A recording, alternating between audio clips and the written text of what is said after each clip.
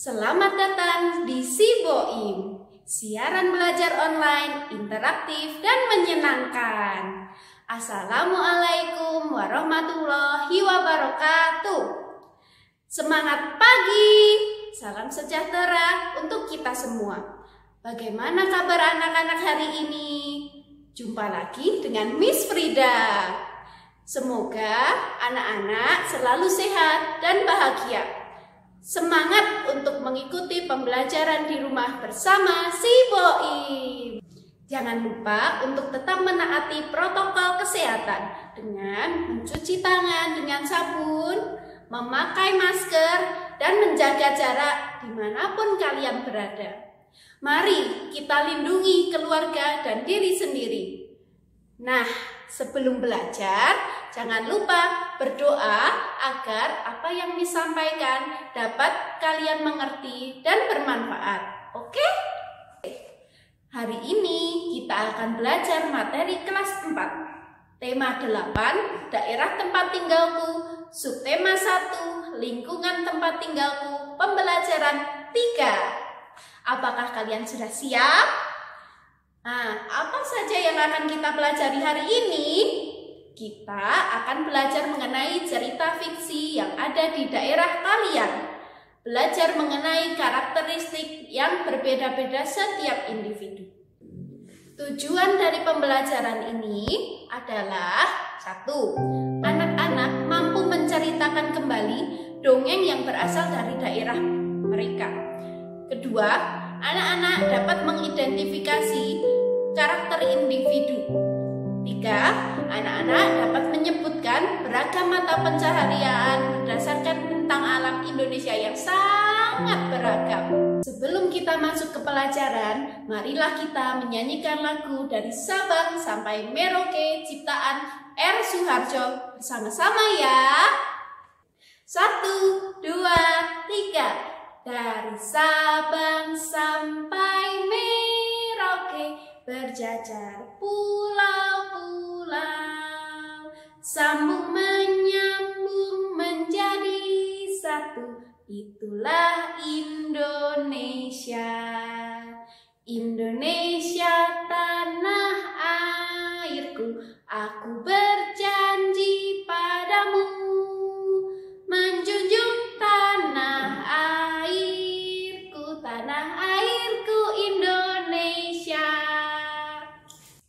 Sahabat Siboim, kita patut bangga dengan keberagaman yang kita miliki sebagai pemberian Tuhan Yang Maha Esa, sehingga kita saling menghormati satu sama lain. Kalian bangga bukan menjadi warga negara Indonesia yang memiliki keberagaman? Nah, kita juga memiliki sangat banyak dongeng Nusantara yang sangat beragam dari setiap daerah. Tahukah kalian apa yang dimaksud dengan dongeng itu? Dongeng adalah karya sastra yang berisi cerita penuh hayalan yang dianggap masyarakat umum sebagai cerita yang tidak benar-benar terjadi. Ada pula yang berpendapat bahwa dongeng adalah cerita turun-temurun dari generasi ke generasi yang bertujuan untuk mengajarkan nilai-nilai moral sebagai hiburan masyarakat. Dongeng ada beberapa jenis, yaitu 1. Fabel. Fabel adalah sejenis cerita dongeng yang berisikan cerita hewan-hewan. Contohnya si kancil. Kedua, mitos. Mitos adalah dongeng yang berhubungan dengan kepercayaan masyarakat. Contohnya kalau di daerah kita ada Joko Tarub. 3. Legenda. Legenda adalah dongeng yang menjelaskan tentang terjadinya suatu daerah. Contohnya Danau Toba. Nah, dalam setiap cerita terdapat karakteristik setiap tokohnya. Karakteristik setiap tokoh dalam cerita itu memiliki ciri khas masing-masing. Tahukah kalian tentang cerita Malin Kundang yang berasal dari Sumatera Barat? Ya, betul. Cerita itu mengenai seorang anak yang melupakan ibunya sehingga ibunya murka mengutuk Malin Kundang menjadi batu. Nah anak-anak, sekarang Miss Frida akan menceritakan sebuah dongeng berjudul Malin Kundang yang Durhaka. Mari kita simak bersama ceritanya ya. Dahulu kala, di perkampungan nelayan pantai air manis, hiduplah seorang janda bernama Mande Rubayah dan anak laki-lakinya Malin Kundang. Mande Rubayah sangat menyayangi dan memanjakan Malin. Malin pun tumbuh menjadi anak yang rajin dan penurut. Ketika Mande Rubayah mulai menua, ia hanya bekerja sebagai penjual kue untuk memenuhi kehidupannya. Suatu hari, Malin jatuh sakit. Tubuh Malin mendadak panas sekali. Mande Rubayah pun berusaha sekuat tenaga menyelamatkan Malin.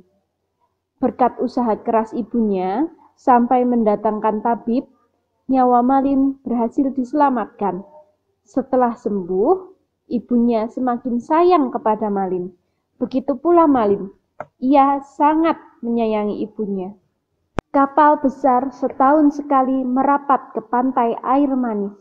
Ketika sudah dewasa, Malin meminta izin ibunya untuk merantau dengan kapal itu. Awalnya, ibunya ragu, tetapi dengan berat hati, akhirnya dia mengizinkan anaknya pergi. Malin pun pergi berbekal 7 buah nasi bungkus yang dibalut daun pisang dari ibunya. Malin juga menenangkan ibunya bahwa tidak akan terjadi apa-apa kepada dirinya di perantauan. Setelah kepergian Malin, hari-hari terasa berjalan lambat bagi Mande Rubayah. Ia selalu memandang ke laut dan mendoakan anaknya agar selamat dalam pelayarannya. Mande Rubayah selalu menanyakan kabar Malin setiap ada kapal besar yang merapat. Namun, jawaban dari nahkoda dan awak kapal tidak ada yang memuaskannya. Malin pun tidak pernah menitipkan barang atau pesan apapun kepada ibunya. Doa Mande Rubayah yang tak putus-putusnya itu terus dilakukan sampai ia semakin menua. Tubuhnya mulai dimakan usia dan jalannya mulai terbungkuk-bungkuk. Ibu sudah tua, Malin. Kapan kau pulang? Rintih Mande Rubayah tiap malam. Namun, Malin tak juga datang mengunjungi ibunya. Nahkoda kapal yang membawa Malin pun membawa kabar kalau Malin sudah menikah dengan gadis bangsawan. Keyakinan Mande Rubayah diaminkan dengan kedatangan kapal megah. Penduduk perkampungan menyambut gembira kapal itu. Mereka berkumpul di sekitar kapal itu karena mengira itu milik sultan atau pangeran. Mande Rubayah pun turut berdesakan di dekat kapal. Ia melihat sepasang muda-mudi itu di anjungan kapal. Pasangan itu mengenakan baju berkilau dan tersenyum. Ibu Malin mengetahui bahwa lelaki muda itu adalah anaknya, Malin Kundang. Ibu Malin mendahului sesepuh kampung untuk menghampiri Malin. Ia langsung memeluk erat-erat, seakan takut kehilangan anaknya lagi. Isak tangis Mande Rubayah pun pecah. Malin anakku, kau benar anakku kan? Kata Mande. Mengapa begitu lamanya kau tak memberi kabar? Katanya lagi. Malin pun terkejut disambut oleh perempuan tua dan berpakaian compang-camping. Ia tak percaya bahwa perempuan itu ibunya. Malin mengingat ibunya adalah perempuan tegar yang kuat menggendongnya kemana saja, sehingga ia tak percaya dengan orang yang memeluknya. Malin tidak sempat berpikir karena istrinya langsung mengatakan hal yang merendahkan. Wanita jelek inikah ibumu? Mengapa dulu kau bohong padaku? Ucapnya sinis. Bukankah dulu kau katakan ibumu adalah seorang bangsawan yang sederajat denganku? Tanyanya lagi. Mendengar perkataan istrinya, Malin pun mendorong Mande Rubaya hingga terguling ke pasir. Ibu Malin tidak percaya apa perlakuan anaknya. Ia jatuh dan berkata, "Malin, Malin anakku, aku ini ibumu nak. Mengapa kau jadi seperti ini nak?" Malin tidak peduli perkataan ibunya. Ia tidak mau mengakui ibunya karena malu kepada istrinya. Mande bersujud di kaki Malin dan hendak memeluk kakinya. Namun, Malin malah menendangnya.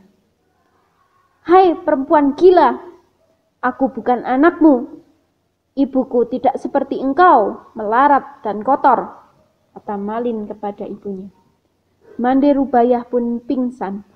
Ketika ia tersadar, pantai sudah sepi dan kapal Malin sudah pergi menjauh. Hati Mande Rubayah perih seakan ditusuk-tusuk.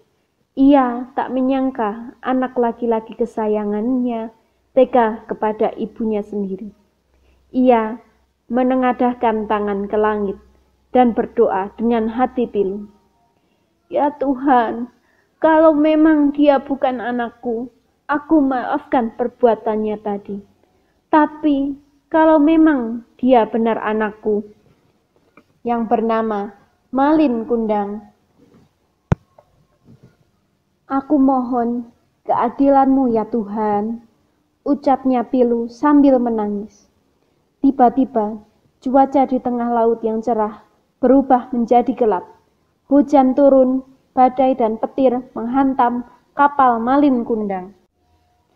Badai yang datang tiba-tiba itu menghancurkan kapal Malin Kundang hingga berkeping-keping. Puing kapalnya terbawa sampai ke pantai. Pagi harinya, terlihat puing kapal milik Malin Kundang yang terdampar telah menjadi batu. Tubuh Malin Kundang pun turut menjadi batu. Ia dikutuk oleh ibunya karena durhaka. Di sela-sela batu, ikan teri, ikan belanak, dan ikan tenggiri berenang. Ikan itu berasal dari tubuh istri Malin yang mencari suaminya. Itulah cerita Malin Kundang yang durhaka terhadap ibunya. Pesan yang bisa disampaikan atau pesan yang dapat diambil dari kisah ini adalah sayangilah orang tua ketika gembira atau sedih. Jangan lupakan jasa mereka yang telah menyayangimu ya. Cerita Malin Kundang mengangkat kehidupan di Sumatera Barat yang berbahasa Melayu dan baju adat Sumatera Barat. Sedangkan di Jawa ada cerita mengenai timun emas dengan latar pedesaan dan pakaian adat Jawa dengan kain jarik. Dalam setiap dongeng di Indonesia juga mengangkat tentang keberagaman mata pencaharian. Indonesia yang bentang alamnya berupa dataran tinggi, dataran rendah, pegunungan, dan pantai menyebabkan penduduk di Indonesia banyak sekali memiliki mata pencaharian yang berbeda-beda. Seperti di dataran tinggi Dieng, banyak yang menjadi petani kentang, buah-buahan, sayuran, dan lain-lain. Di Temanggung sendiri banyak petani yang menanam tembakau. Nah, masyarakat di daerah pantai seperti di Labuan Bajo, Nusa Tenggara Timur, banyak yang menjadi nelayan, penangkap ikan, bahkan menyewakan kapal pinisi sebagai pendukung wisatawan untuk menikmati keindahan pantai di sana.